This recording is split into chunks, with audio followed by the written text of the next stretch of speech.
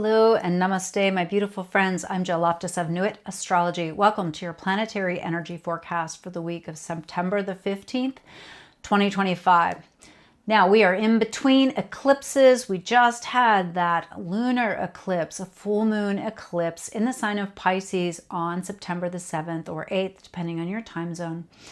And we are entering this eclipse zone, which culminates on the 21st with a new moon solar eclipse at the very end of Virgo.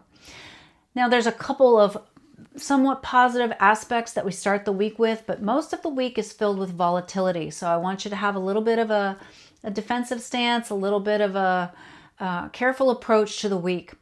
Now we'll start with the positive. We have Venus in magnetic Leo connecting beautifully with Mars in Libra. Remember that Libra is actually Venus's sign, and so there's a little bit of harmony, synergy there between the two of them as they interact in a positive potential aspect, right? Sextiles are something we have to take advantage of.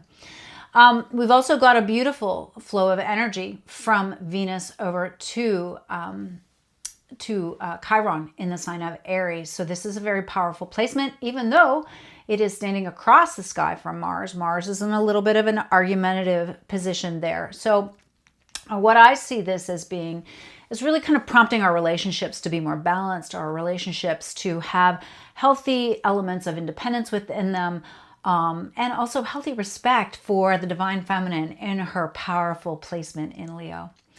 Then we have Mercury in the sign of Virgo begin to stand across the sky from Saturn. Now remember, Saturn is retrograde, moving backwards pretty newly in Pisces. So we're retracing, rethinking, reconsidering something at the very end of Pisces.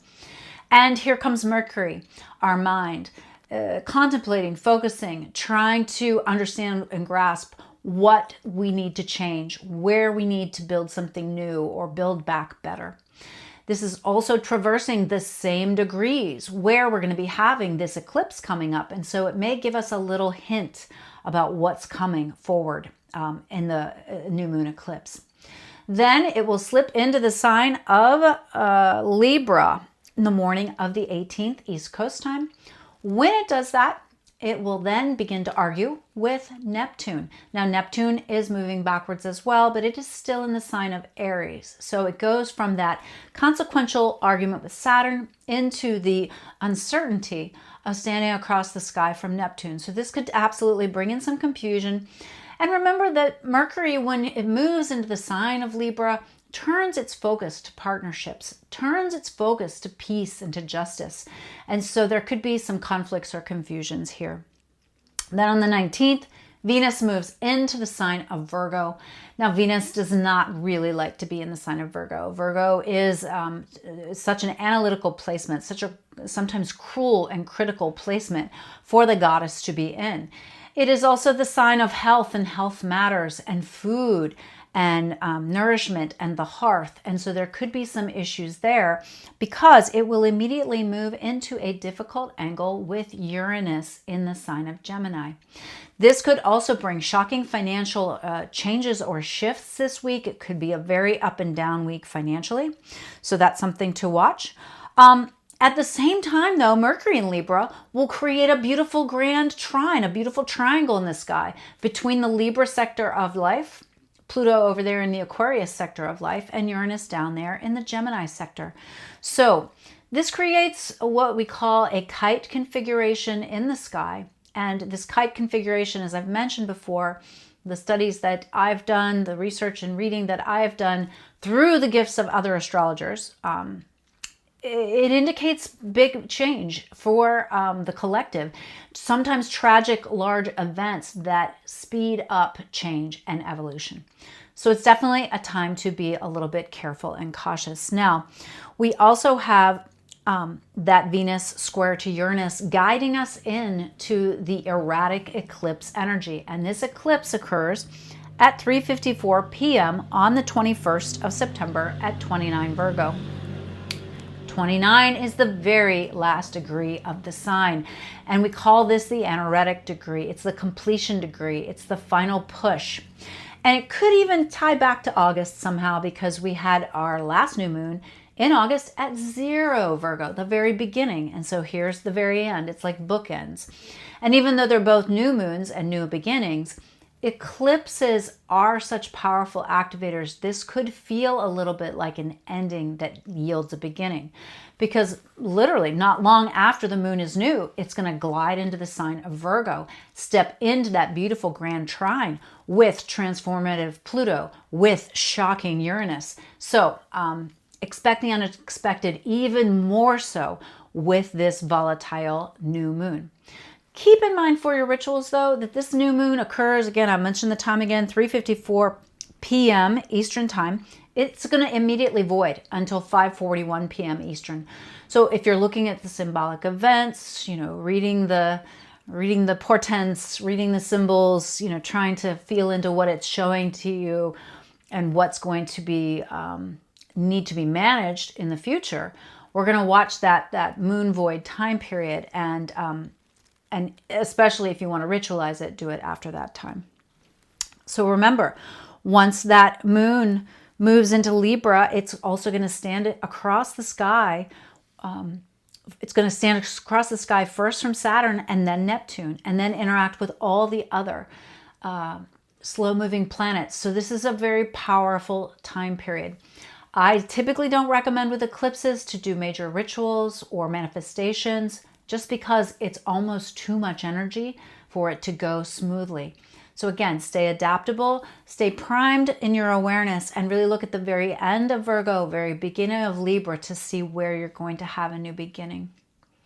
Now, the Celtic Cross that I ran for this week is about this new moon eclipse, so pay attention to that, stick around for that. If you have any questions or comments, please drop them below, and please do watch this weekend, particularly through the weekend and into next week. Remember, eclipses often fire late, and another thing that we have to deal with next week is a difficult interaction with Mars and Pluto, which I really have my eye on as well. So this is going to unfold, I think, in a series of waves. So I want you to be very slow, very mindful, stay grounded. Remember that grand air trine can be very beneficial, but too much air creates storms in the mind. Okay, so stay tuned for the Celtic Cross. All right, my friends, hello. Let's take a look at what we need to know about this new moon solar eclipse in Virgo. It's at the very last degree. It stands right across the sky from Saturn. It's very consequential.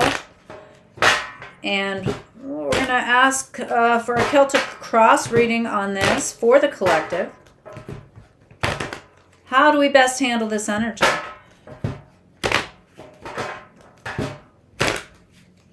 What do we need to know in order to handle this energy successfully?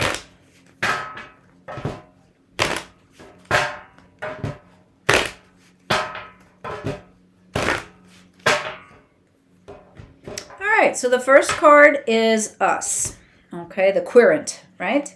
So you, darling, are the King of Cups. So you are in a position of power, but you need to operate intuitively, sensitively, really kind of paying attention to what you're being prompted to internally. Be gentle, be gentle. And what's crossing you are Eight of Swords, all these worries and concerns. There are a lot of self-limiting thoughts here. So do be aware that a lot of your mental patterns are being disturbed and you need to refocus, okay? Now, in the past, Knight of Wands, you've confidently moved towards your goals. Future, King of Wands. So you're going to need to be a little bit more assertive, a little bit more empowered, and understand the consequences of these actions. Crowning thoughts, Hanging Man. Yeah, you're going to have to be patient, and you understand this. Subconsciously, Wheel of Fortune. You also realize that there are factors in play that feel very out of your control, out of your grasp, and you're going to have to still adapt to them. Advice. Four of Wands. Focus on family, the right environment, your people, your tribe, your safe place, and your home life.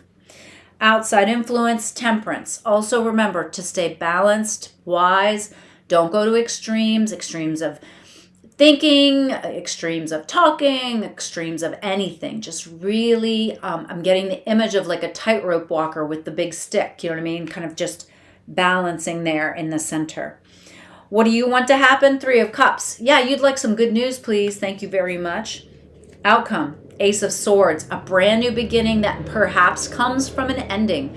This makes a lot of sense here because of the Virgo energy. I know Virgo is an earth sign, but I always think of Virgo as being swords because they're so practical, so rational, so logical, so focused on the right way to do things. So brand new beginnings that are going to be created this week from the eclipse. Now, the reader's fan, a little extra info. We have the Empress, so maybe a birthing energy, a creative energy. 2 of Wands, you'll have a choice to make. Just make the choice and move forward. Don't overthink it. 6 of Swords, you will arrive at a better place. 8 of Wands, and it will happen very quickly. So be nimble. All right. So King of Wands is assertive. King of Wands energy. Think King of Wands, 4 of Wands. I'm really liking this. And this brand new beginning coming forward. Yeah. Eclipses are not when I would typically ritualize things like this, but or like manifestation type rituals, but definitely as you get through the week, see what the new beginning is going to be. All right, my friends, I hope you have a wonderful week. I'll see you next week. Bye.